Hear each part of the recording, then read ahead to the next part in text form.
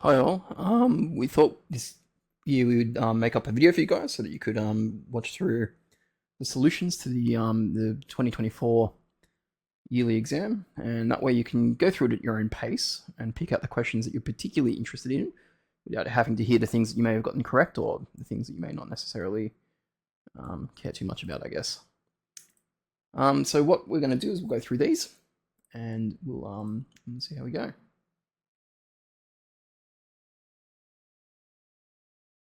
So we'll start with question or part A with the financial maths. So find the simple interest charge on a loan of $1,500 at 4% per annum for 4 years. The the interest is just 1,500 times 0.04 times 4. Okay, plug that into your calculator, simple interest formula, you get $240. Okay. Now we've been asked to do the same thing but for compound interest. Now, when we use the compound interest formula, it's important to note that we're not actually finding the interest, but we're finding the amount that's in the account, the total amount that's in the account. Compound interest formula, our principal amount, again, is the same, it's the 1,500, but we've got 1 plus our interest rate. Our interest rate is 4% per annum, and it's compounding annually, so I do not need to change that at all. What I do need to do is I need to make sure I add that 4 at the top for the amount of years. Now, if you plug this into your calculator, you would get $1,754.79. Now, to actually calculate the interest, well, that's the amount that's in the account minus the amount we put in initially. So the amount that finishes in the account minus the amount we put in the initial amount. And so there's $254.79. Now, part C is the interesting part. Explain why the different methods get different answers. Now, there's a lot of ways that you could actually go about saying this, but the general gist is that the simple interest is always calculated on the principal value. Okay? But the compound interest is calculated based on the balance at the end of each previous year. So as long as you said something along the lines of this, you should have gotten the mark there. But keeping in mind that the two different calculations are going to be producing different things. So simple interest only calculates the amount after the 4 years, whereas the compound interest calculates the amount after each year. So it'll calculate interest after the first year, add that interest to the amount, and then calculate the interest for the second year based on that new amount.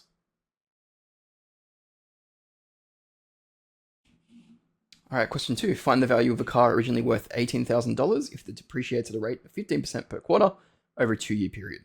Now note in this particular question, it's 15% per quarter, 2-year period. So we need to make sure that we're changing our amounts around so that they match. So we'll use the compound interest formula, but with the depreciation twist. And that is that the value is equal to our principal amount. And it's the same formula as compound interest, but instead of plus, we're going to be using the minus 15%. And now for our power, it's a 2-year period, but it's depreciating every quarter. And so there's 4 quarters in a year. So for 2 years, that would be 8. Plugging these values into a calculator, you would get $4,904.83. And so that's how much the car would be worth if it was losing 15% of its value at the end of every quarter, I should say.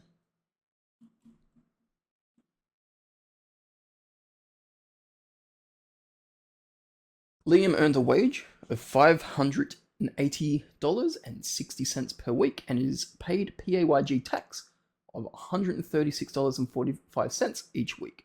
He was able to claim $38.25 per week in allowable deductions and $150 per year in donations. So we've been asked first to find his annual taxable income. So his taxable income, $580, $0.60 minus his deductions, so $38.25. Now this amount happens every week. And so to work out his yearly his annual tax income, his yearly tax income, we need to multiply this by 52. But we also know that he had $150 per year in donations, and donations are also something that can be deducted from your taxable income. So we just need to subtract that, and we only need to do it once because that's a yearly amount. If we do this, we end up with $28,052.20.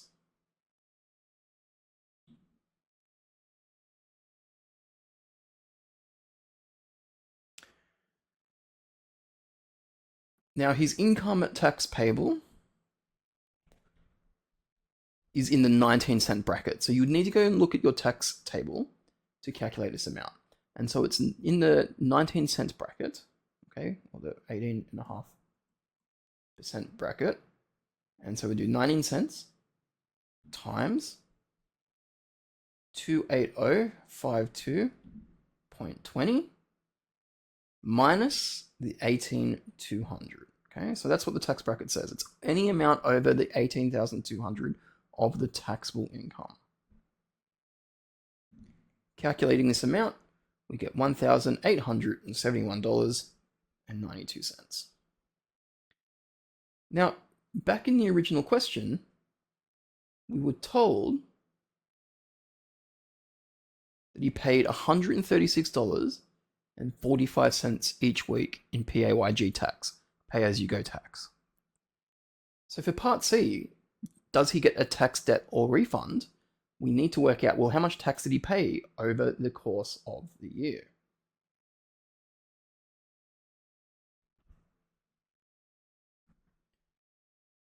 $136.45 times 52 gives us $7,095.40. So therefore, he paid way too much money in tax over the course of the year.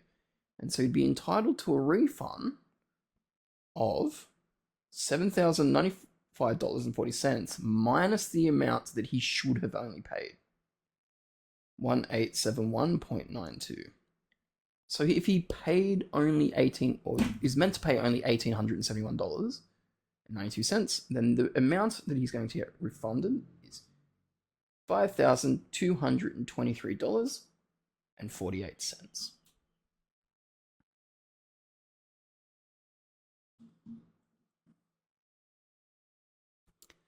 Okay, part B, we start the further graphing techniques. Now, I'll be honest, I marked this section when we were, when the assessment task was relevant, and it was very interesting that a lot of people don't, know the basic sort of graphing or, function forms. And I do understand that a lot of people are away during this with different things like the accelerated stuff and that, but it's our responsibility to make sure that we are caught up so that when we do our assessment tasks, we can do the best that we can. And so let's have a look at different ways that we can, find or figure out what each graph is. So we'll go individually and talk about it. So this shape here is a parabola. This first one here, part A, is a parabola. It's a negative parabola, so we're automatically thinking it's minus x squared. Okay, so there should be a minus x squared in our solution somewhere. Now it's been shifted up an amount, so our equation should be y is equal to minus x squared and then plus some number, because the regular parabola would be down here, and because it's been shifted up, we need to add some number to it. So plus something. Okay, so now we come up here and we'll look at any formula or any equation that has a minus x squared and a positive value. You notice this one over here. Now it's just written the other way around, 4 minus x squared, but it's the same thing, right? Y is equal to 4 minus x squared, okay? Because this addition, doesn't matter which way you add or subtract numbers, okay? So minus x squared plus 4, okay, or 4 minus x squared, as long as the addition stays true, then that should be fine. Now part B is another parabola, so it's an x squared. It's a positive parabola, and it's been shifted from the center across to the right. So we need to remember that whenever we're shifting a parabola, okay, to the right, we're going to change x in the x squared to x minus the amount that we're going to move it across. Now the only equation here that looks like x minus something that's been shifted to the right is this one here, x minus 4 squared.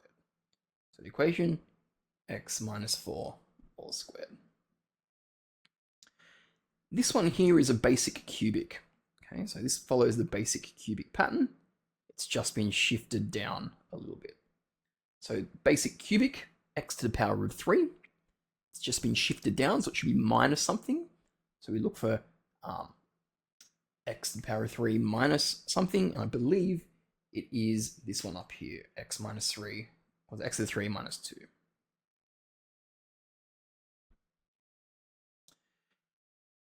Okay, part D, this is a classic exponential function. So it should be a number to the power of x, because x makes this function or the graph grow at a really quick rate. So we're looking for a number to the power of x, and the only one that appears is this one here, y is equal to 4 to the power of x.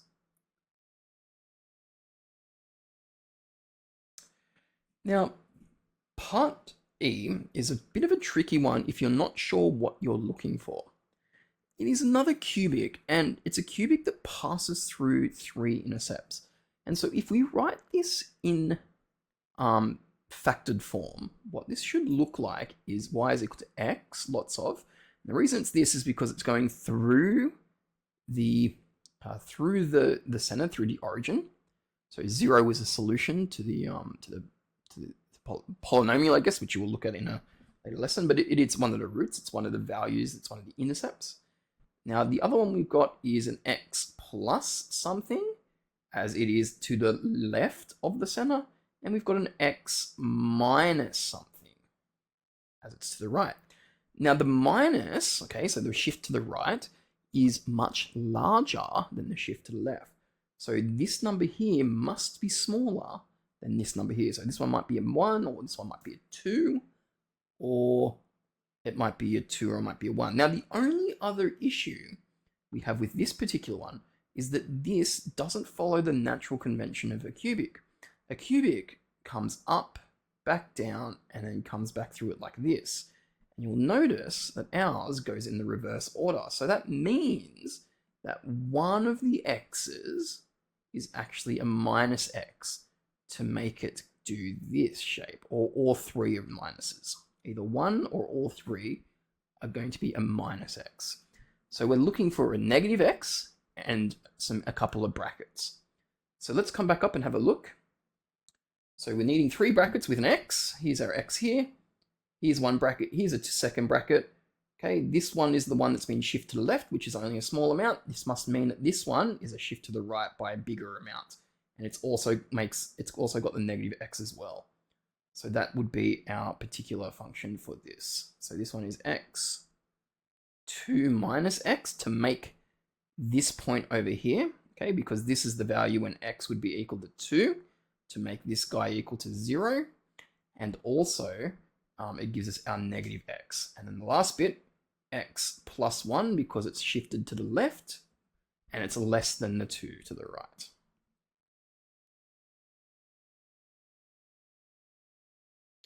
Okay, part F, this is a circle. So the equation for a regular circle is x squared plus y squared is equal to r squared. Now, this circle, if it was x squared plus y squared equals r squared, would be a circle at the center of the origin. But this one has been shifted to the left by a certain amount of units. And so recall from our transformations, that a shift to the left means that we're changing our x to x plus some number. And then that should be all squared. So it should be x plus some number squared plus y squared is equal to some value. Now looking up here, the only one that we have that does that particular combination is this one here, x plus something squared plus y squared is equal to 4. So in this case, it's x plus 2 squared plus y squared is equal to 4. Part G is another cubic, but this one does something special. Okay, so this one comes through the value here, and it's going to be a regular cubic because it follows the general shape of the pattern, right? It comes up from the left and continues going up as it goes towards the right. Now, our first part over here indicates this is going to be x plus something because it's, to the left of the origin. So to make it equal to 0, we need to substitute a negative number in. Now, the other part is this part here. So what happens? It comes up, comes back down, and it hits the origin here. So automatically we're thinking that this must be an x at the front, okay? Because the only way to get a 0 is to make that x equal to 0. Now, the problem we get, though, is that there's no other value that it comes down through and shoots back up into. So what happens is it kind of hits this point and then bounces back up and continues going. So there's a couple of ways that you can think about this.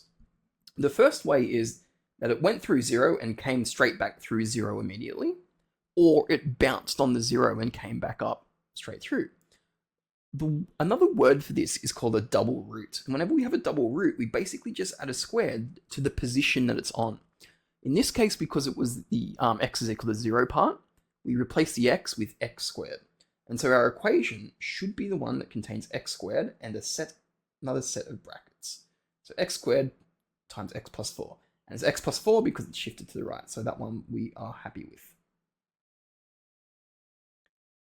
Now finally, we have a hyperbola. Y is equal to something on x. Standard hyperbola. Now, standard hyperbola would look like this, but of course ours doesn't do that. Ours is the negative reflection of that, so we just need to add a negative to it. So y is equal to minus something on x. So y is equal to minus something on x. Here's one here. So it is y is equal to minus 4 on x. And so there are our formulas. Y is equal to 4 minus x squared. Y is equal to x minus 4 all squared. Y is equal to x cubed minus 2. Y is equal to x 4 to the power of x. Y is equal to x lots of 2 minus x lots of x plus 1. X plus 2 squared plus y squared equals 4. Y is equal to x squared lots of x plus 4. And y is equal to negative 4 over x.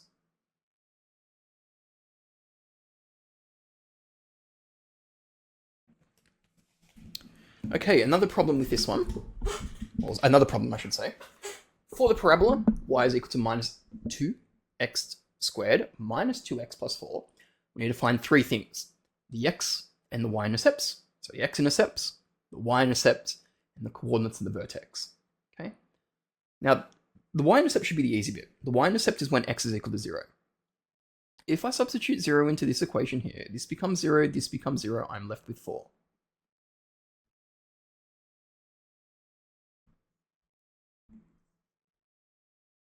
So the y-intercept is 4. Okay, that should be the easy one. Now the x-intercept's a little bit harder, but we can still do it. So for x-intercepts, I'm going to let y be equal to 0. And so what happens is we get y is equal to minus 2x squared minus 2x plus 4. Dividing everything by 2, including left-hand side and right-hand side, we get 0, 0 divided by 2. And we're also divided by a negative as well. So negative 2 divided by 0 is just 0. Or 0 divided by negative 2 is just equal to 0. And then negative 2x squared divided by negative 2 is just x squared. Negative 2x divided by negative 2 is just x. And positive 4 divided by negative 2 is minus 2.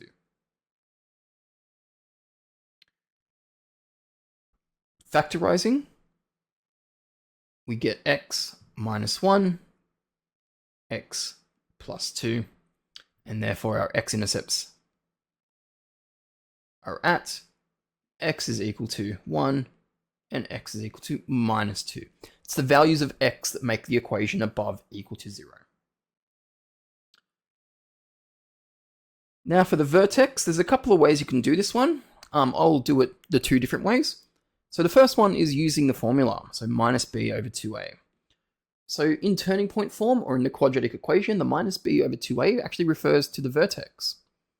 And so we can actually find that number by substituting in some values.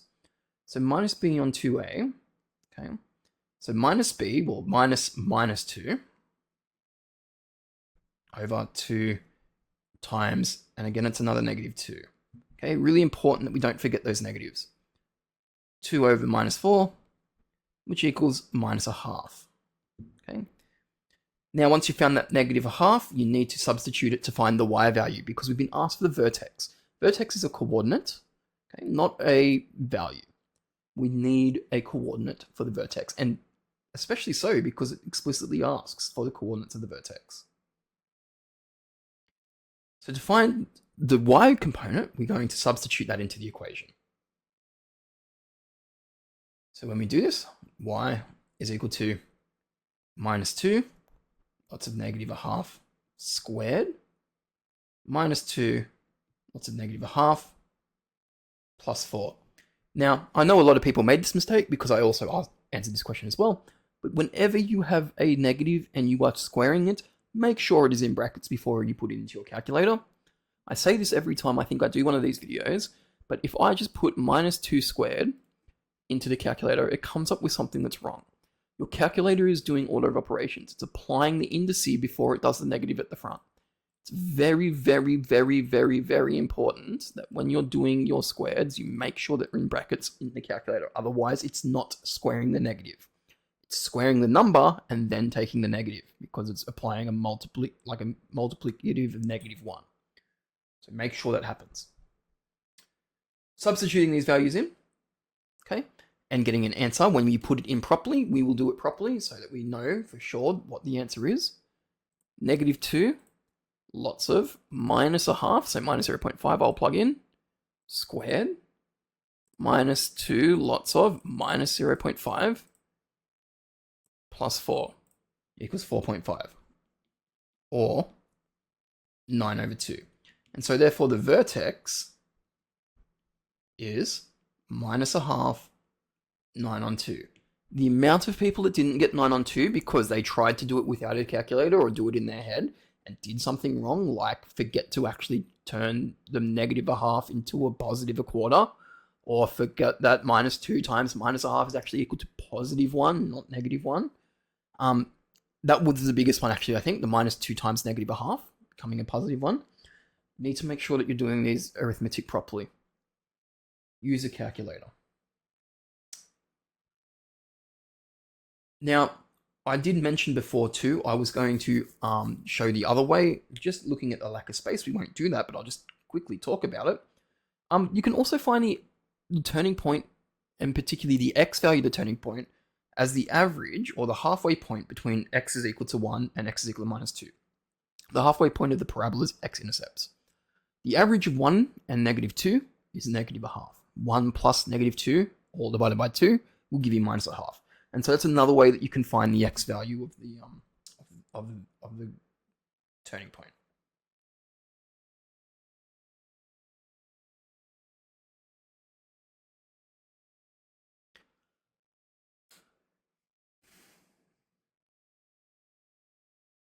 Okay, now part B is asking us to draw a neat sketch. Now, it also mentions to label all the information you have found above. When I was marking this particular problem, I tried my best to award marks wherever I could. So if you had a general shape, or if you took some wrong values from what you did above and then bring them down and get them, then I tried to give you the marks I could. I've probably made very subtle changes between some people's because some people had things that just weren't parabolas at all, and you should be able to identify very easily that the equation that we're working with was a parabola. Or there was something else that just sort of made it very hard to award 1 or 2 marks, if any. So keep in mind that it should have been a parabola and you should have used the information above to get to your answer. So we'll start off by first substituting or placing our x coordinates or intercepts. So our x-intercepts occur at 1 and negative 2. You don't have to write the coordinate for the intercepts, just make sure you label it with, the position that they are in. The other point that we have is the y-intercept, which was at 4. So the y-intercept is up here. Again, you don't have to put the coordinate, just label it. And because this was actually to scale as well, you didn't necessarily need to have these values in. But because we're trying to get you guys to be pedantic about this sort of stuff, I required the mark for that particular one. Now, something that you didn't have to do, but some people did, and it's really handy if you do, is add an axis of symmetry in. Now, the axis of symmetry occurs when x is equal to negative a half. It's the same point where the vertex lies. Same equation, same line where the vertex applies. And finally, our vertex, actually being on that blue line that I've just added in, occurred at 9/2, or 4.5. So that's the point there. And for this particular one, I only gave marks if you had both the y and the x coordinate labeled on the Cartesian plane, or if you included the coordinate of the vertex. Those were the only two ways you would get the full mark. So if you included one of those things, you got 1 mark, and if you had the intercepts correct, you would have got the second mark. Now, the reason why I didn't award a mark for the actual shape of a parabola is because if you had those 4 things correctly and, produce them on this graph here, when you connect the dots, it makes a parabola. Now, for the people who got things wrong, I tried to award 1 mark for people who drew a parabola with most of the information correctly labeled from their above working out. But there were just, for some people, it was just a bit too hard to award, so just keep that in mind before you try and argue your case. Connecting these up, and hopefully you get better at it than I do, your shape should look something like this. And so that's what the parabola would look like.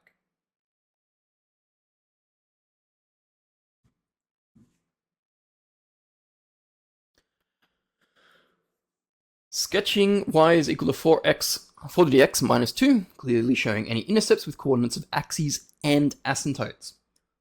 Let's start with the asymptote, because that's the easy part. Now for 4x minus 2, 4 to the x minus 2, it is a exponential graph. So we should be able to have some intercepts, and we should be able to have an asymptote. So we'll start with the asymptote, as I said. A standard graph, a standard exponential graph, has an asymptote through y is equal to 0 on the x-axis. Okay? Because it's not possible for a standard exponential graph, like 4 to the power of x, to produce a negative answer.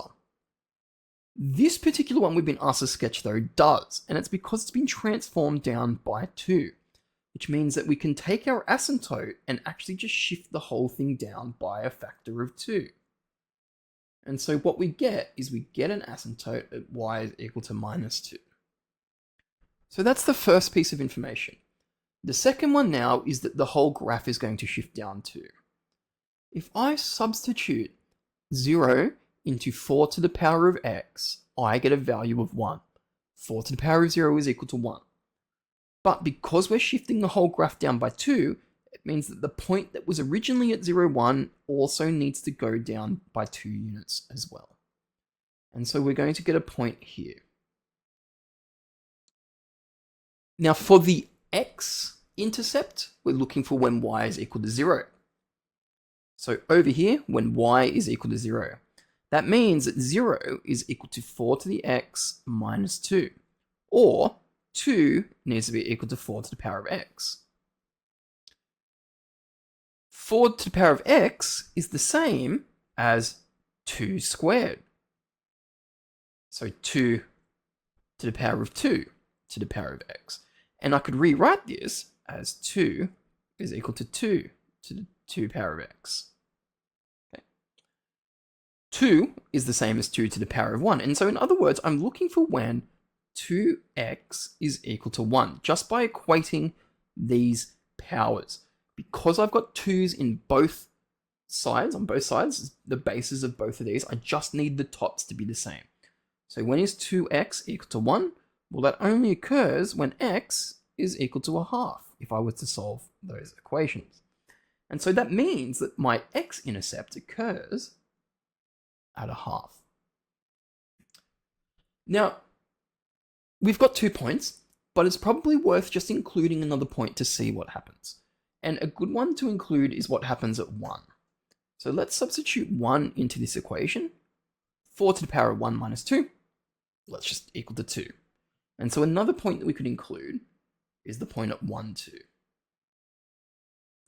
And so now connecting all of this together and doing it good should produce a graph that's going to look something like this. And keep in mind that the line doesn't cross the blue. And the line doesn't cross the blue. And so we end up with a graph that looks like this, something like this.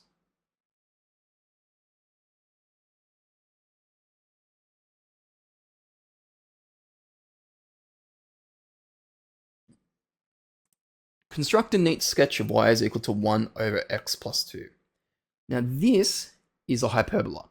A standard hyperbola is 1 over x. It has been transformed. It has been transformed to the left by 2. The reason it's transformed to the left is this is the same as 1 over x minus 2. And so that means that everything is going to be shifted to the left by a factor of 2. Now, the cool thing about hyperbolas is that there are 2 asymptotes. There's one along the horizontal, and there's one vertical one. Now, the vertical one also gets shifted across by a factor of 2. So initially it would be along the y-axis, but because of the transformation, the asymptote is being shifted across 2. And so we end up with our 2 asymptotes like so. Now everything else is exactly the same, okay? So our original points, sort of points that we like to look at are at 1, 1 and -1, -1. But because they've also been transformed as well, this one gets shifted across to -1, 1. And the one that's down here gets shifted across down here to -3, -1. And so these are our points. Now, the only other point that we would need to include, and this time it will actually be a point that's part of the graph, is the y-intercept. So for the y-intercept, like always, we let x be equal to 0. So by letting x be equal to 0, we can substitute that into our equation. Y is equal to 1 on 0 plus 2, and so we get a y-intercept of 1/2. So here is our y-intercept. So here's some points. All we've got to do now is connect them up in the general shape of the thing that we are drawing. Because it's a hyperbola, it should look kind of hyperbolic. Hyperbolic? I don't really know how to say that word. Something like this. Going through those points that we've sketched. And there we go. There's our hyperbola, or hyperbolic graph.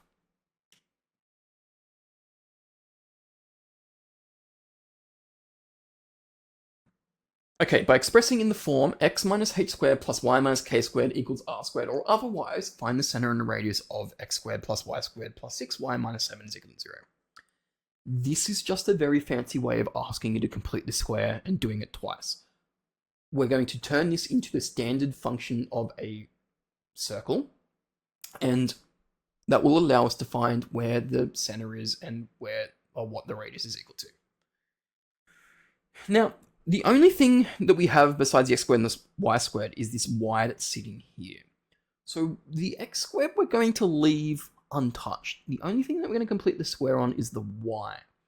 And so when I rewrite this down here, I'm going to rewrite it as x squared plus y squared plus 6y. I'm going to leave a bit of a gap equals, and the 7 I'm just going to shift straight to the other side. So the 7's going to go there. Now, the reason I do this, not every teacher does it. This is just a way that I like to complete the square because it allows me to see all of the different parts and like make a diagram of the things that I need. 1/2 of 6, square it. Whoop. Okay.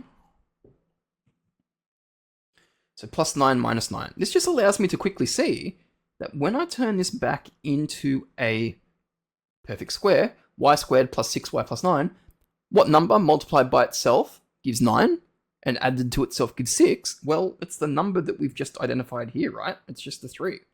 So I can straight away plug that back in like this. Now, I don't like that -9 on the left-hand side there, so let's shift him across.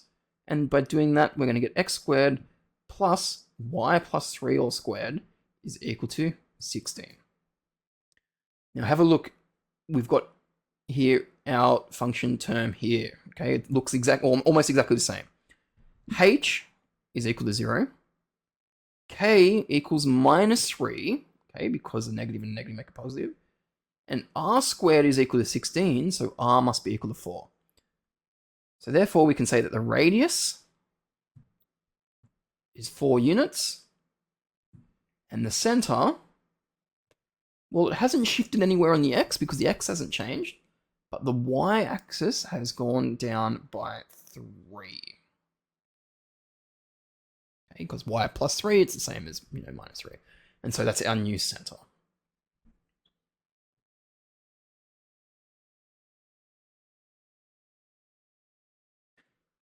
Okay, logarithms. Part C. Rewrite this in exponential form. So this should be like very straightforward. Okay, if you're not sure how to do this, you need to very much review logarithms.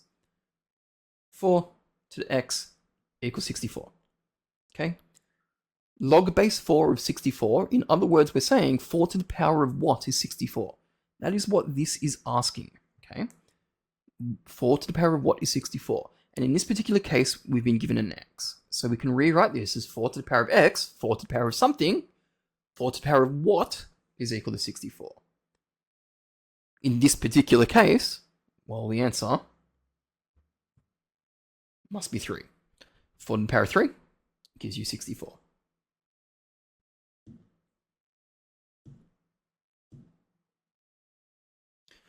Is given that log base a of x is equal to log base a of y minus log base a of z. Explain with appropriate working out why x is equal to y over z. This is a application of your log laws. It looks like a hard question, but it's not. All you have to do is combine the right-hand side using your log laws. So whenever you're subtracting your logarithms, it's the same as dividing them on the inside. So this is the same as what we have up there.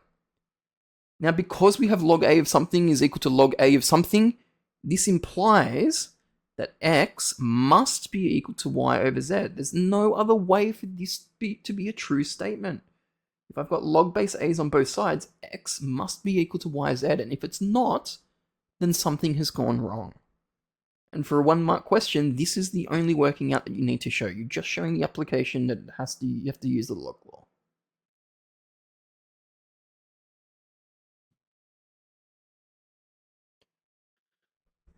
Alright, solve 8 times 5x is equal to 200. So start off by solving this equation like a normal equation, right? Start off by dividing both sides by 8. Okay? Order of operations. B, I, D, M, A, S. When you're doing this, when you're solving an equation, you're going in reverse order. Do you have any additions and subtractions? No. Do you have any divisions and multiplications? Yes, we've got 8 times. So do that first and then deal with the index later. 5 to the power of x is equal to 200 divided by 8, which is equal to, bloody hell, mental blank, 25. So 5 to the power of x is equal to 25. In other words, 5 to the power of x is equal to 5 to the power of 2. X must be equal to 2 to make that true.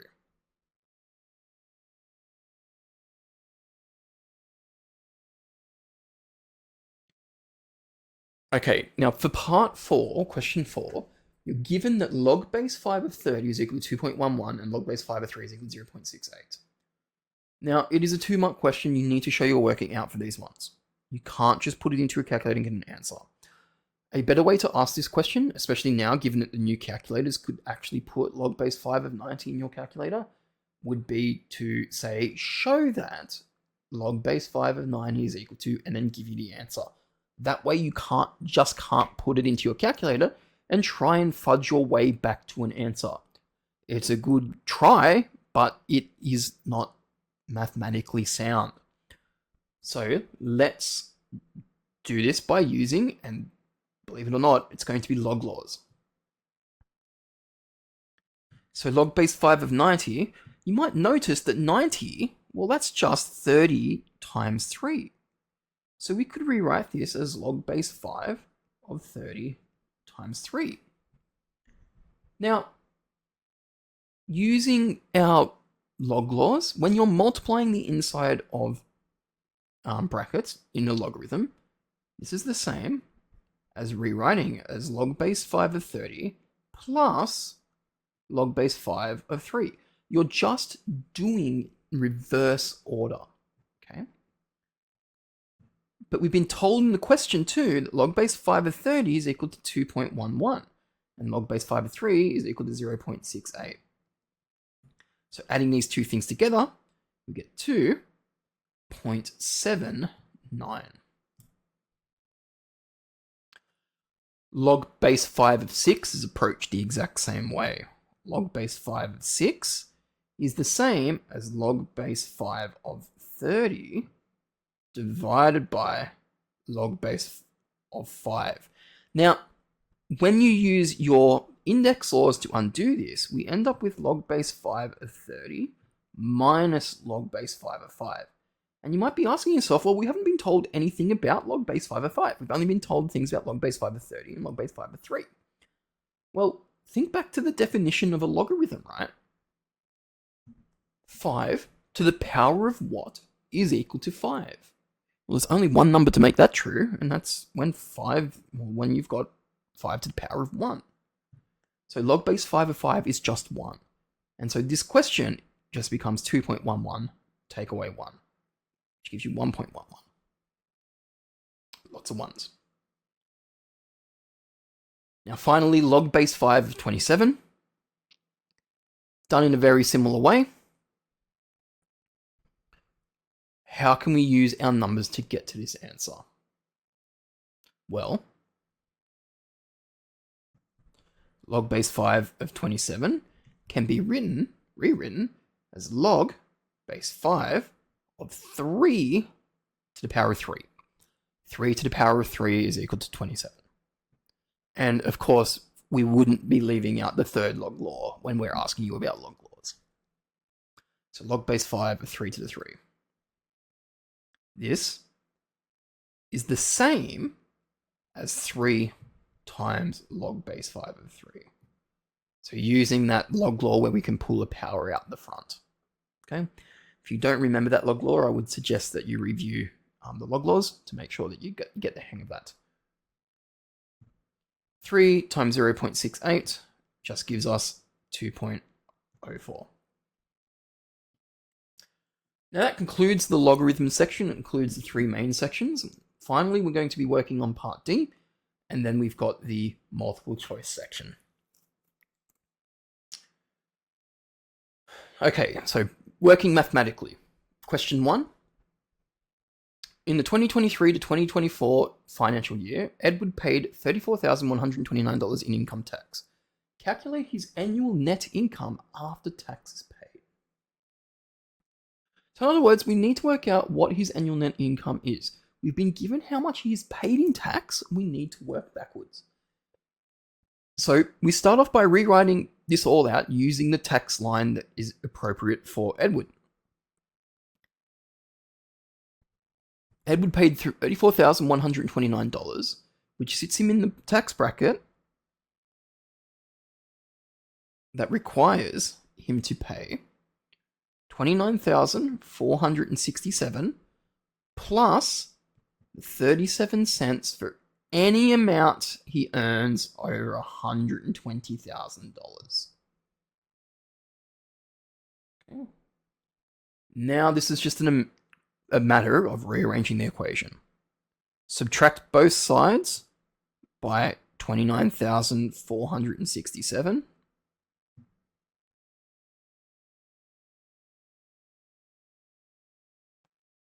Divide both sides by 0.37.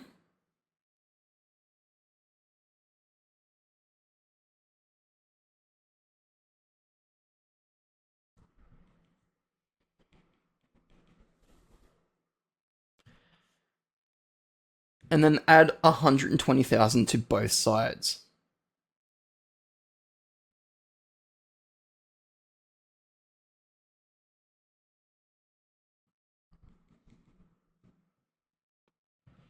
If you do that, you get an amount of $121,724.94. Now, this is his gross income because this amount includes his tax and includes his income. So to find the net amount, we take the 121,724 and 94. And we take 34,129 away from it. And when you do that, you get $87,595.94. And that is his net income after the tax has been paid.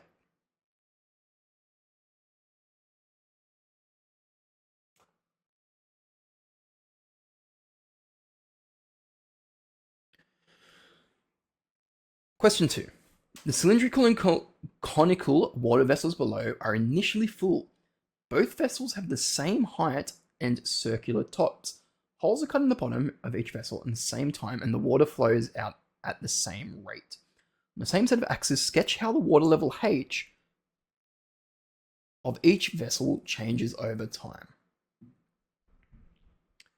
So we'll start off by calling this shape A and this shape B, just to make it a little bit nicer. Okay. Now, when we empty out water from shape A, imagine how it's falling out. When this chunk falls out, because it's a uniform amount, it's all going to shift down by that same amount. But if you cut off, say, this amount here, then the amount that comes down from the top is less than the amount that comes down at the bottom. And so what's going to happen is that the rate that it's changing is going to be different depending on how much water has left. So if I'm comparing this amount of water to, say, this amount of water, there's less water here than there is here, so the rate at which the water would be decreasing here would be much quicker than up here.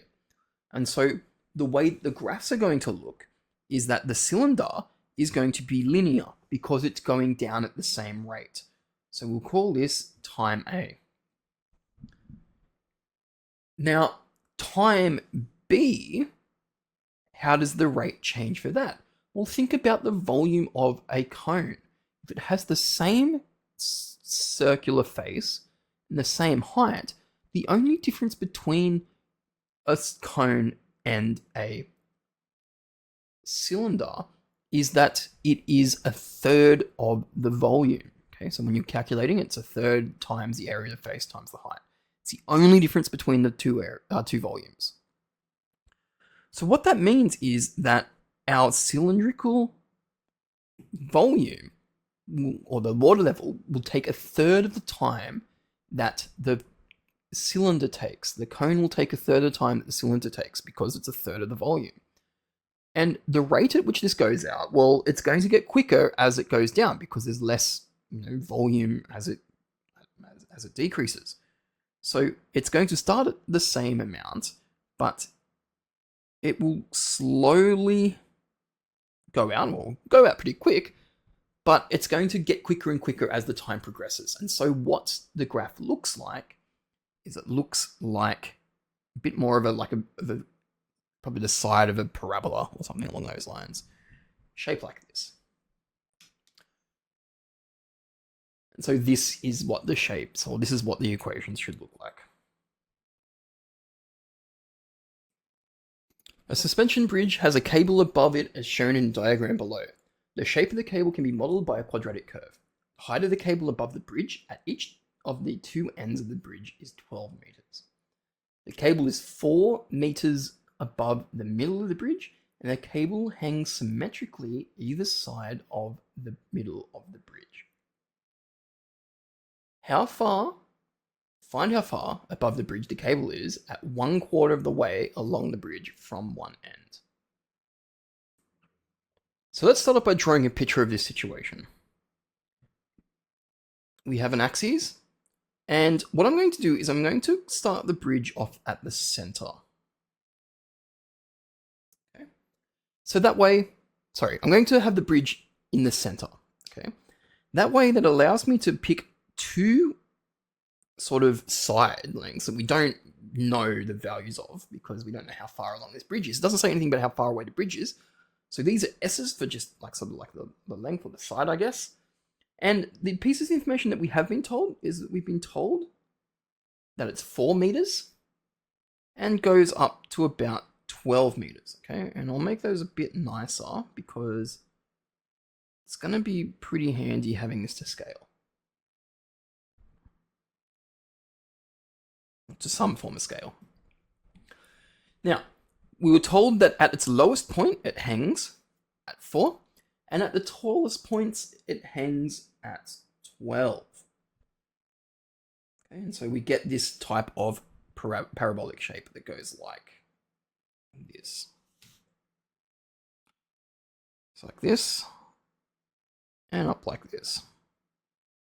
Okay, and of course, with our sort of bridge ends at this side and this side here. So these are like our bridge ends, I guess you could say. Okay. Now, we've been asked to find how low it is hanging a quarter of the way through from either side. Doesn't matter which side because it's symmetrical. So it means I can pick this point here or I could pick this point here. Okay, because either one indicates a quarter. If this is the halfway point here, then this is a quarter or this is a quarter of the way in. I'm going to pick the side on the right because I'd rather deal with the positives than with the negatives. And so picking the right-hand side was just going to make that a little bit easier for us. So I'll call this S on 2 because even though it is a quarter of the way through, it's halfway between our center, which we can call 0, and our unknown length, which we've called S. Now, this shape is a parabola. Okay, so it's y is equal to x squared, but some things have happened to it. It's been shifted up by an amount. Okay, in this case 4, very easy to see, but it's also been dilated by a factor as well, and we don't know what that dilation factor is. Normally, for every 1 we go across, we go 1 up, 2 across, 4 up, 3 across, 8 up, but for this particular one, we don't know. Or I should say 9 up, not 8 up. For this particular one, we don't know. Not yet. So what I'm going to do is I'm going to put the general form of this parabola. So y is equal to, and it's going to be some dilating factor times our x squared, and it's been shifted up by a factor of 4. Now, when x is equal to this point at the end, so the point that we kind of know something about right at the end here, when x is equal to s, okay, our unknown sort of length, y is equal to 12. And so what we can do is we can substitute this into our equation to get 12 is equal to a lots of s squared plus 4, which gives us 8 being equal to a lots of s squared. Okay. Or a being equal to 8 on s squared if I rearrange this equation, make a the subject. So by moving the s squared by itself. And I guess I don't need these brackets at this point here. Okay, so 8 over s squared.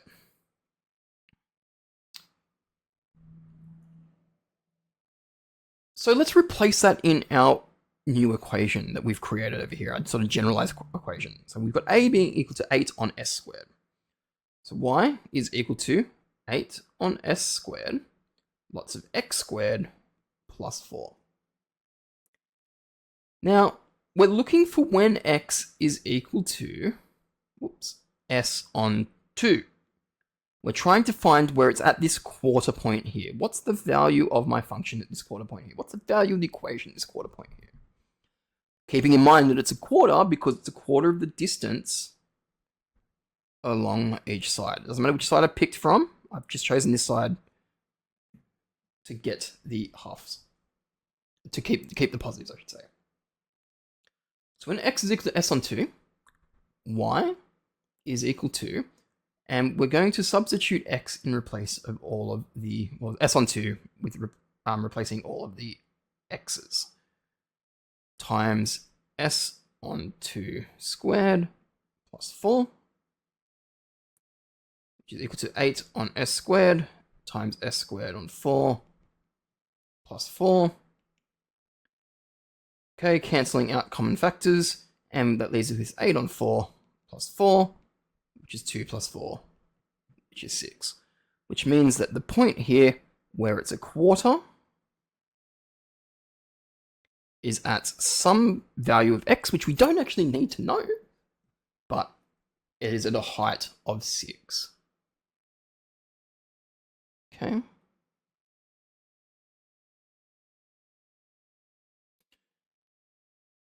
So it is 6 meters above the, well, 6 meters above the bridge.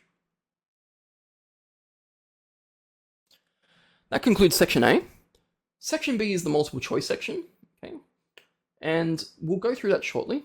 In fact, I might make a second video for that. That way you've got like the 2 to look at, and you can pick which one is more necessary for you at the point in time. But because it's multiple choice, I'm going to only go through that one a bit quicker and look at different sort of tricks opposed to solving the problems completely.